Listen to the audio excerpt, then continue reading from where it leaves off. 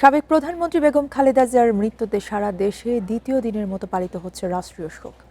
বিএনপির দলীয় কার্যালয়ে কোরআন তেলাওয়াত এবং দোয়ার পাশাপাশি জাতীয় পতাকা অর্ধনমিত রাখা হয়।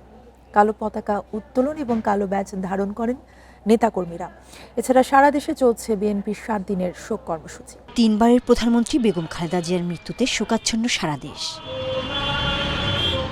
বিএনপির চেয়ারপারসনের মৃত্যুতে রাজশাহীতে নেমে আসে শোকের ছায়া। তার রুহের মাগফিরাত কামনায় মালুপাড়া দলীয় কার্যালয়ে কোরআন খতম ও দোয়া মাহফিলের আয়োজন করা হয়। নেতাকর্মীরা কালো ব্যাজ ধারণ করেন। দলীয় কার্যালয়ে উত্তোলন করা হয় কালো পতাকা। রাজশাহী মহানগর বিএনপির পার্টি অফিসে দোয়া মাহফিল, তা গরিবদের খাবার বিতরণ এবং পার্টি অফিসে আমরা প্রথম দিন থেকেই কোরআন তেলাওয়াত করছি। বেগম খালেদা জিয়ার রুহের মাগফিরাত কামনায় রংপুর মহানগর বিএনপির উদ্যোগে দলীয় কার্যালয়ে অনুষ্ঠিত হয় কোরআন খতম ও দোয়া মাহফিল। নেতারা বলেন, বেগম খালেদা জিয়ার মৃত্যু জাতির জন্য অপূরণীয় ক্ষতি। তার আদর্শ নেতৃত্বই ভবিষ্যৎ প্রজন্মকে পথ দেখাবে। জেল খেটেছেন, যিনি অনেক অনেক ত্যাগ করেছেন, একজন নারী হয়েও তার এই ত্যাগ বাংলাদেশের মানুষ কখনো ভুলবে না।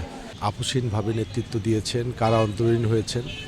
তিনি এদেশের স্বাধীনতা, সার্বভৌমত্ব, গণতন্ত্রের জন্য এবং এদেশের মানুষের জন্য তিনি তার জীবনকে উৎসর্গ করে দিয়েছেন।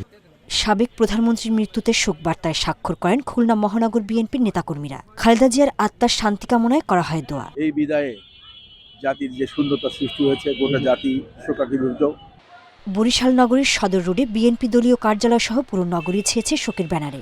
শোকগ্রস্ত নেতাকর্মীরা। সকলের কাছে আমরা দোয়া চাচ্ছি, দেশনেত্রী বেগম খালেদা যেন বেস্ত নসিব করে আল্লাহ তাআলা। 3 দিনের রাষ্ট্রীয় শোক পালনের অংশ হিসেবে সরকারি, আধা সরকারি, স্বায়ত্তশাসিত প্রতিষ্ঠান সহ স্কুল কলেজে জাতীয় পতাকা অর্ধনমিত রাখা হয়। একই দৃশ্য দেখা যায় বিভিন্ন ব্যবসা প্রতিষ্ঠানেও। সোহেলি জাহান, ইন্ডিপেন্ডেন্ট নিউজ।